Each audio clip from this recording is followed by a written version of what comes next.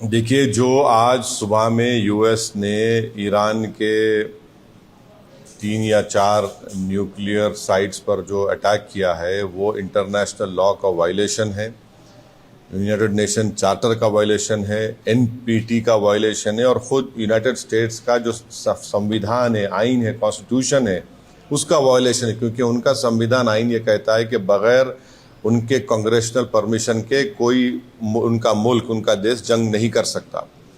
पांचवी बात यह है कि ये हमला करके यूनाइटेड स्टेट्स ने गज़ा में जो फ़लस्तीनियों का एथनिक क्लेंसिंग हो रहा है, जेनोसाइड हो रहा है, उसको कवर अप कर रहे हैं।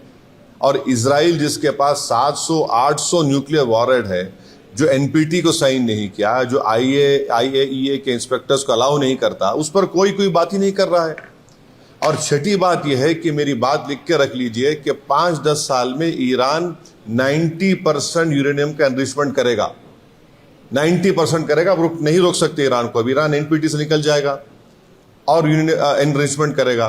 और साथ ही साथ उसका ये असर होगा आज की बॉम्बिंग के बाद कि जितने उस देश में, जितने अरब ममालिक बोलिए, मुस्लिम कंट्रीज बोलिए, जो उस खित्ते में है, वो सब लोग अब फैसला करेंगे कि हमको इजराइल के ब्लैकमेलिंग से, इजराइल की हेजेमनी से बचने के लिए हमको अब न्यूक्लियर वेपन्स बनाना पड़ेगा। वो भी आप नहीं रोक पाएंगे।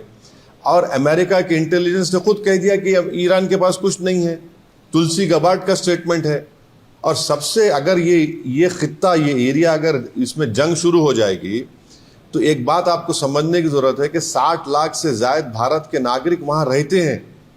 हमारे इंडियन कंपनीज का इन्वेस्टमेंट है वहां पर। वहां से हमारे नागरिक भारत को बहुत बड़ा फॉरेन एक्सचेंज भी जाते हैं। अनलाइक नॉर्थ अमेरिका के, वहां तो इनकम टैक्स भी नहीं लिया जाता उनसे। और आखिरी बात यह है कि क्या पाकिस्तान इसीलिए ट्रंप के लिए नोबेल पीस प्राइज का डिमांड कर रहा था कि पूरा उस खित्ते में जंग शुरू हो जाए?